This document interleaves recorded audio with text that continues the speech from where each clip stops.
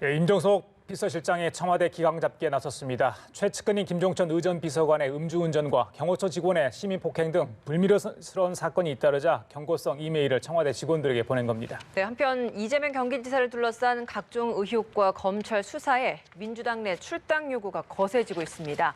하지만 이 지사 측은 탈당 가능성을 일축하고 있습니다. 정치권 소식 김현 전 더불어민주당 의원, 조혜진 전 새누리당 의원과 함께 짚어보겠습니다. 어서 오세요. 안녕하십니까? 어서 오십시오. 자, 임종석 비서실장 이메일을 통해서 직원들한테 기강 회의를 좀 가잡는 그런 메일을 보낸 것 같아요. 그러니까 최근에 있었던 불미스러운 사건들에 대한 어떤 경고 차원 이렇게 해석하면 될까요? 어떻게 보십니까? 네, 그렇죠. 대통령을 모시고 있는 비서는 곧 대통령이다라는 자세로 일을 해야 된다라는 것은 어느 정부에든 다 적용되는 거고요. 그다음에 특히 이제 2년 차 접어들면서 청와대 안에서 그런 크고 작은 사건 사고가 있었고 특히 이제 의전 비서관의 그 일탈 행위가 어쨌든 대통령에게 누가 되는 거고 또 문재인 정부를 지지하고 성공하길 바라는 많은 국민들에게 어쨌든 잘못된 일로 물러나게 됐으니만큼 비서실장으로서는 대통령에게 별 면목 없다라는 점하고 다잡고 일을 해야 된다라는 그런 다짐의 말씀을 청와대 직원들에게 같이 공유한 거라고 봅니다. 그래서 여튼 다시 한번 의전 비서관의 그런 불미스러운 일에 대해서 사과를 드리고요. 청와대에서 이런 일이 발생하지 않도록 기강을 바로잡는 그런 타산지석의 계기가 되어야 된다고 봅니다. 예, 매주 열리던 수석 보좌관 회의도 3주째 열리지 않고 있다 보니까 말들이 나오고 있는 것 같아요. 김수현 실장 준비 시간이 필요한 것 같다. G20 정상회의를 위한 좀 준비 시간이다라고 이야기를 하고 있습니다만 사실 그동안 일정이 있어서 연기는 됐지만 다른 요일로 잡아서 늘 했던 것과는 다르기 때문에 이례적이라는 이야기가 나오는 것 같은데 그 이유 어디 있다고 보십니까? 청와대 수석 비서관 보좌관 회의는 대통령이 국정을 이끌어가는 굉장히 핵심 회의죠. 네. 매주 하게 돼 있고 그리고 대통령의 국정 기조나 중요한 메시지를 발표하는 통로이기도 하고 3주간 회의를 안 열은 거는 대통령의 메시지가 중단됐다는 의미도 있는 것이거든요. 그런 측면에서 청와대 발표와는 달리 청와대 내부 분위기나 또 바깥에서 보는 분위기는 청와대 비서실의 보좌 업무, 기능에 대한 대통령의 불만이 굉장히 고조됐다. 구체적으로는 보고 내용이 부실한 거, 물론 성과가 없는 것이 더 큰 문제지만은 더 디테일로 들어가 보면은 보고 내용도 굉장히 부실해가지고 대통령이 안팎에서 어떤 실망이나 비판 이런 걸 받는 빌미가 되기도 한다. 예를 들면 지난번에 최저임금 효과가 90%다라고 이야기했던 그 발언도 도대체 대통령이 누구한테 어떤 보고를 받았길래 저런 발언을 하느냐는 이야기가 있었고 며칠 전에는 또 이제 조선업이 또 호황이다 해서 물 들어올 때 배제 이렇게 노젓자 이런 발언이 굉장한 언론의 비판도 있지만 민심의 어떤 저항 같은 그런 것도 초래했는데 이구동성으로 한 이야기가 대통령이 누구한테 어떤 보고를 받았길래 저는 발언을 해서 비판을 받거나 아니면 민심으로부터 이반을 초래하는가라는 지적이 이야기가 있었고 그거에 대해서 대통령이 직접적으로 또 지난달 10일 날 수보회의 때 기후환경비서관인 김혜애 비서관을 바로 면전화되고 미세먼지 보고에 대해서 작년하고 달라진 게 뭐가 있습니까? 이런 이야기를 한 거는 이례적이거든요. 대통령이 그런 말 잘 안 합니다. 어느 대통령이나 간에. 대통령이 청와대에서 모셔보면은요, 대통령 말 한마디가 정말 무섭거든요. 그러니까 그것도 비서실장도 수석도 아니고 비서관은 또 직급이 낮은데 바로 대통령이 직접 그렇게 이야기해버리면은 흔히 하는 말로 정신이 그냥 아찔합니다. 혼이 나갑니다. 대통령이 그렇게 말씀하시면. 나머지 비서관들도 굉장한 위축되게 돼 있는데 그 이후에 이런 일들이 발생하니까 청와대 안에서는 굉장히 엄중한 대통령의 경고를 받아들일 수밖에 없는 상황이시죠. 수보회의를 안 한 걸 모건의 실책이라고 보거나 또 임종석 실장 이메일이 기강을 잡기 위한 하나의 어떤 방책으로 본다면 그래서 이제 오늘 대통령이 출국하시잖아요. G20 정상회의 참석자 가시는데 그 기간 안에 좀 더 열심히 심기일전하려는 노력들을 좀 보여줄 필요가 있어 보입니다. 최근에 대통령 지지율도 좀 떨어지는 상황이고요. 민주당 쪽도 그렇고요. 모 의원은 이제 뭐 개그우먼의 그 이름을 빌려서 그렇게까지 이제 지지율 하락을 표현하기도 했지 않습니까? 특정 계층, 특정 지역 뭐 지지율 하락 굳이 언급하지 않아도 그러는데 어떻게 보십니까? 당에서 좀 심각하게 보시나요? 아니면 그냥 조금 차분히 가는 길을 이렇게 좀 생각하고 계시는지 어떻습니까? 글쎄요. 하여튼 떨어지면 좋지는 않은 거죠. 근데 이 지지율이라는 게 대통령을 뽑았던 분들이 아닌 분들도 있을 거고 뽑은 분들 안에서도 이제 그 다양한 이슈 때문에 이제 대통령이 국정 운영을 잘 하지 못한다라고 답변으로 이제 선회했을 수도 있다고 봅니다. 그 부분에 대해서 어쨌든 일희일비하지 않겠다는 게 청와대의 입장이고요. 당으로 좀 돌아와서 보면 예. 지금 이제 리얼미터에서 여론조사를 지난 11월 12일부터 16일 동안 해서 여론조사 결과로 39.7%로 나왔고 그다음에 이번 11월 19일부터 23일까지 이 조사를 해서 39.2%로 발표가 됐습니다. 0.5%가 낮아진 건데요. 실제 이것을 가지고 이제 무슨 그 여러 해석들이 있는데 저희가 볼 때는 일정하게는 그 동안 저희를 지지해왔던 분들 안에 뭐 택시 총파업도 있었고요, 카풀 때문에 총파업도 있었고. 그리고 민주노총의 반발로 인한 또 그 사회적인 이슈도 있었고, 그다음에 소상공인들의 그런 그 경기 둔화로 인한 경제 어려움에 대한 호소도 있었습니다. 이것이 이제 그동안 그 일관되게 한 40에서 41%, 42% 유지되다가 1%에서 한 1.5% 간의 그 조정이 있는 걸 가지고 이제 어떻게 분석하느냐의 문제인데 저희가 볼 때도. 일단은 그런 다양한 계급 계층의 이해관계가 상충하고 있고요. 그다음에 경기가 둔화됨으로 인해서 지지했던 분들이 좀 철회하는 그리고 무당층으로 가는 그런 게 있다고 봅니다. 다만 여기서 그러면은 자유한국당의 지지율을 놓고 보면 저희가 이제 129석이고 자유한국당 112석인데 20%대 내외, 그러니까 10%대에서 또는 한 자리에서 이제 20%대로 올라갔습니다. 그렇지만 제일 야당이 의석수에 비해서 20%대라는 것은 정말 터무니없는 숫자입니다. 그렇다고 본다면 그걸 종합해서 놓고 봐야 될 문제가 아닌가 싶고요. 저희가 이제 그 문재인 정부의 성공, 그다음에 저희 당을 지지하는 지지자들과 당원들이 이 문제를 어떻게 놓고 볼 건가에 대한 것은 면밀히 보고 있고 종합적으로 검토하고 있습니다. 그래서 어저께 당정 협의를 통해서 카드 수수료를 인하한 점이 아마 소상공인에게 굉장히 이제 그 가뭄의 단비와 같은 그런 제도 개선이다라고 봅니다. 그렇게 그러니까 사회적 약자들의 이해관계를 잘 조정해내는 것이 이 집권 여당의 목표이다. 그리고 집권 여당이 해야 할 책무이다라고 저희들은 판단하고 있습니다. 네. 알겠습니다. 이번엔 국회 상황 좀 짚어보도록 하겠습니다. 정상화되나 싶었는데 또 중단됐습니다. 일단 예결위 예산심사가 4조 원대 세수 결손에 대한 정부의 해결 대책을 가져오라고 했더니 종이 한 장 갖고 왔다라는 이유를 가지고 지금 일단 중단된 상태거든요.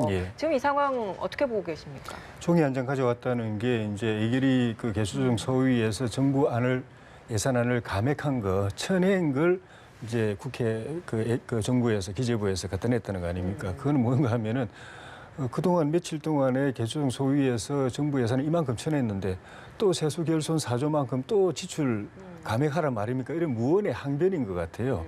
그러니까 이제 개수 소위 특히 그중에서 야당은 결손 4조 났으니까 세금을 더 늘리는 방안을 가져오든지 세수를 4조만큼 아니 그게 당장 어려우면은 지출을 4조 줄이는 방안을 가져와야 심사를 할 것 아니냐 하는 건데 지출 4조 줄이는 건 안 가져오고 그 며칠 동안 이 국회에서 감액한 것만 가져온 거는 더 이상 감액 못 한다는 이야기인데 그럼 우린 예산 심의 못 한다 하고 이제 나간 거예요.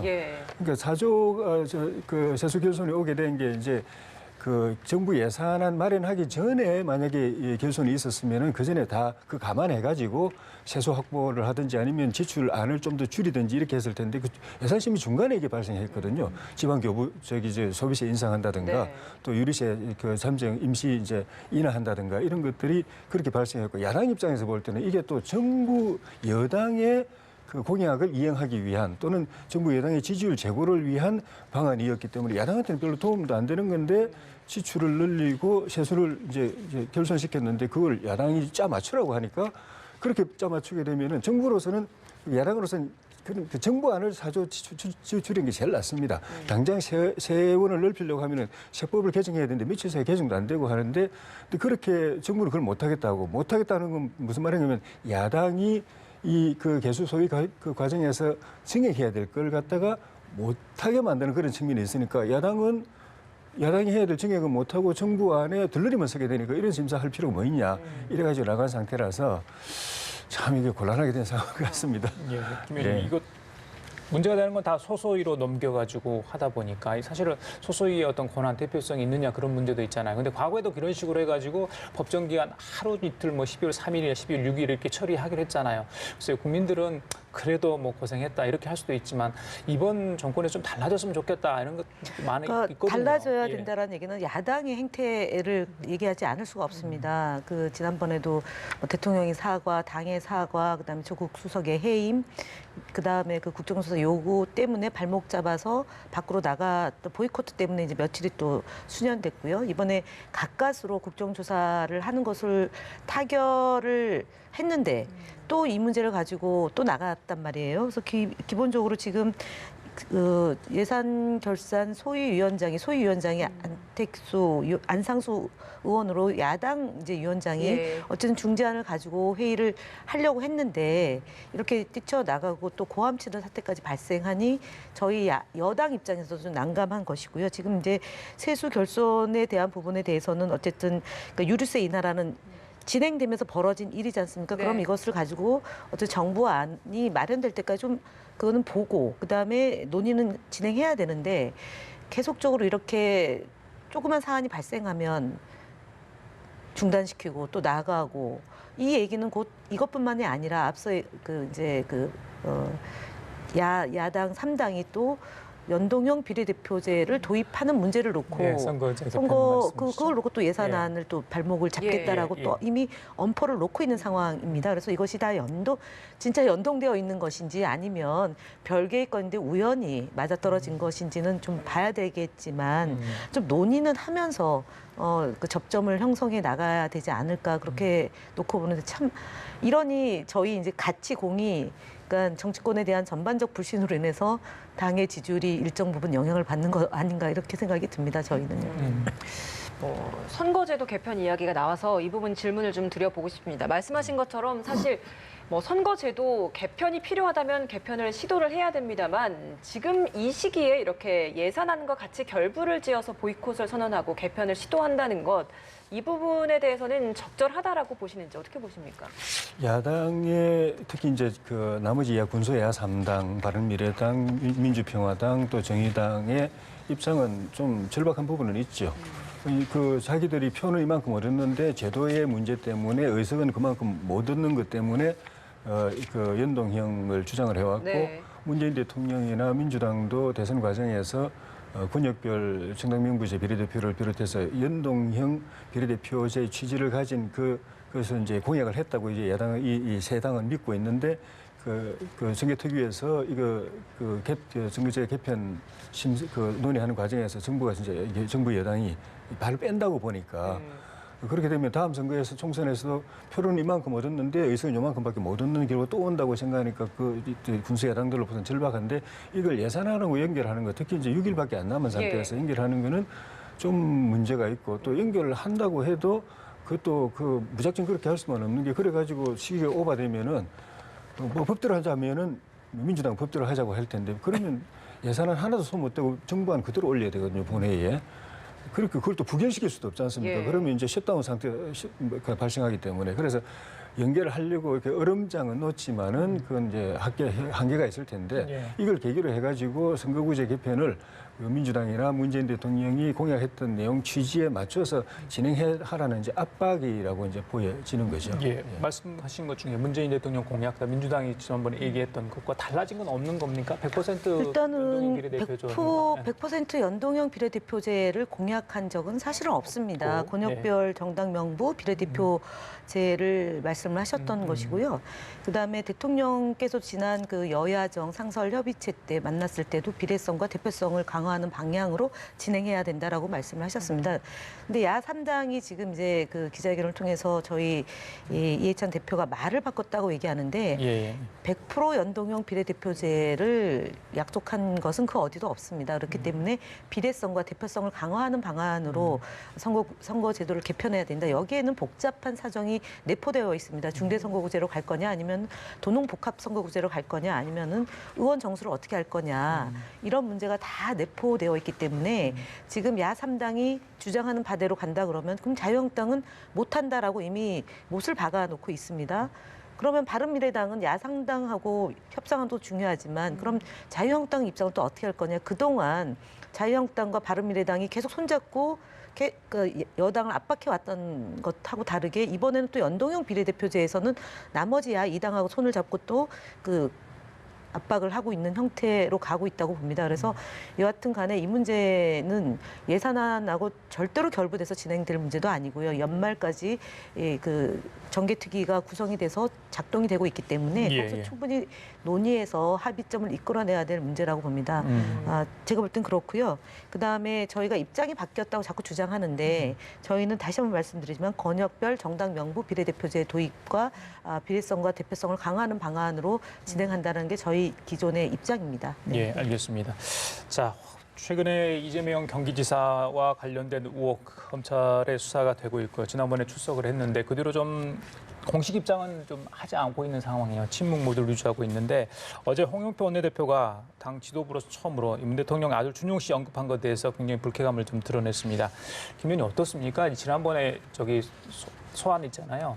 그때 이후로 당 분위기 좀 바뀌었습니까? 아니면 계속해서 좀 결과를 좀 지켜보자 이런 입장이신가요? 네, 검찰 수사 그다음에 법원의 판단을 지켜본다라는 거하고요. 그다음에 워낙에 이견과 그다음에 의견 차이가 크기 때문에 저희가 어떤 판단을 내리진 않겠다라는 것이 그러니까 정무적 판단을 내릴 때가 아니다라는 지난 그 23일 날 당대표의 기자간담회에서 얘기했던 것에 기류가 바뀐 것은 없습니다. 다만 이재명 도지사가 검찰 출석을 앞두고 페이스북에 글을 쓴 내용을 두고 설왕설래가 있는 것은 맞습니다. 그리고 해명도 있고 그다음에 이제 그 문제 문준영 씨 문제는 2012년도 그다음에 2017년도 대선 과정에서 야당이 그러니까 당시 여당 2012년도는 여당이었고요.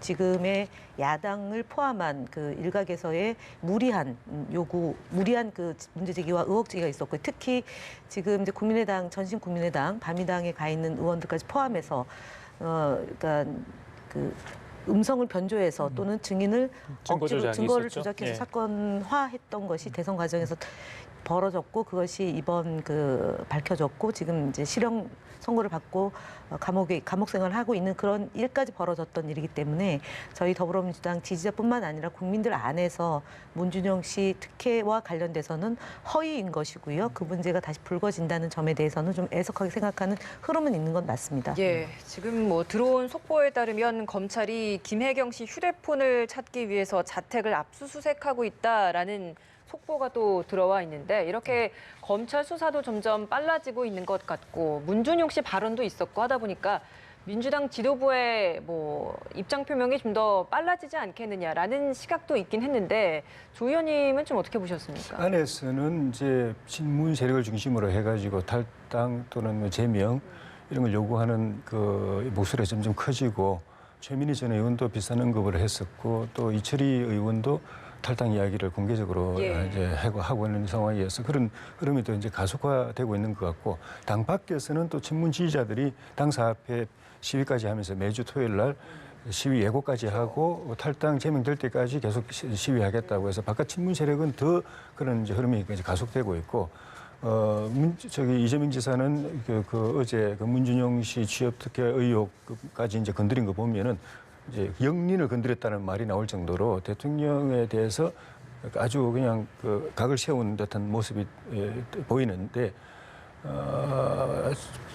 생존을 위해서 살아남기 위해서 장기전에 들어간 것 아닌가 하는 그런 느낌도 들어요. 탈당은 왜냐하면 없다라고 이야기를 하고 있는데 사실 그러니까 이렇게 글을 올리고 나면 이만큼의 후폭풍이 올 거라는 것은 생각을 할 수도 있었을 것인데 그럼에도 불구하고 이렇게 글을 올리고 탈당을 계속하지 않겠다는 건 어떤 속내라고 봐야 되는 겁니까? 일단은 민주당 전체를 향해 그 상대로 싸우는 건 아니다라는 예. 거죠. 친문 세력을 대항해서 싸우는 거고 비문 반문은 자기 편으로 자기 이제 결속을 시켜야 되는 입장인데 지금 이제 다른 사건들도 많이 있지만은 김혜경 그 제 본인 부인의 사건이 사실 악성이거든요. 친문 세력이 볼 때는 그 트위터에 이렇게 SNS에 올라온 글들을 보면은 그게 만약 김혜경 씨나 아니면 김혜경 씨 그 캠프나 거기다 또 이재명 지사까지 만약에 거기에 이렇게 손 탔다고 한다면은 거기서 언급된 내용들은 태극기 집회에서 문재인 노무현을 비방하는 것과 거의 비슷한 수준의 도저히 용납할 수 없는 것들이기 때문에 이 사람은 같이 못 간다고 결정 내리고 저런 식으로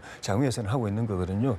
근데 그 이재명 지사 입장에서 볼 땐 자기 사건이 만약에 검찰 법원에서 최악의 경우 유죄 판결이 나고 만약에 실형까지 가게 된다면은 탈당, 뭐 제명, 거기다 지사직 또 문제, 그다음에 수감생활까지 해야 되는 상황이 있는데 그 이후에 자기가 정치를 너무 과도하게 나가십니다. 진짜. 네. 정치를 다시 할 수 있으려고 한다면은 여기서 자기가 어떤 명분과 입지를 확보하고서 이 사건에 대처해야 될 것인가 예. 그것까지도 죄송합니다 생각하면서 우리가 이해할 수 없는 그런 극단적인 이재명 이제 지사 쪽이 행동을 최악의 하는 상황을 것 가정해서 아닌가. 아니, 최악이라도 말씀드린 가정이 되기 때문에 제가 볼 때 너무 무리하게 지금 하다 보니까 기침까지 나오시는 것 같은데요. 지금 일단은 제가 볼 때 그런 단계도 아니고요.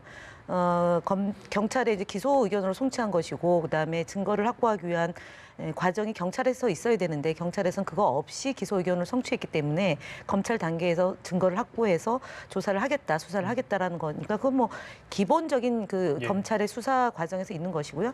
당 안팎에서 일어나고 있는 일들에 대해서 이것은 경기도지사 경선 과정, 그다음 경기도지사 선거 과정, 그다음에 저희 당 대표 경선 과정에서 있어왔던 과정이었습니다. 그래서 이것이 마치 어느 날 갑자기 하늘에 뚝 떨어져서 큰 일이 벌어진 것으로 확대 해석하는 것도 좀 무리함이 있다고 저는 보고요. 언론에서 연일 이 이슈가 굉장히 크게 다루어지는 점에 대해서는 좀 제가 볼 때는 과도한 측면이 없잖아 있다라는 점도 지적하고 검찰이 싶습니다. 뭐 증거를 네. 찾으러 갔다고 하니까요. 지켜보도록 하겠습니다. 지금까지 김현 전 더불어민주당 국회의원, 조혜진 전 새누리당 두 분 의원과 함께 얘기 나눠봤습니다. 말씀 잘 들었습니다. 맞습니다. 고맙습니다.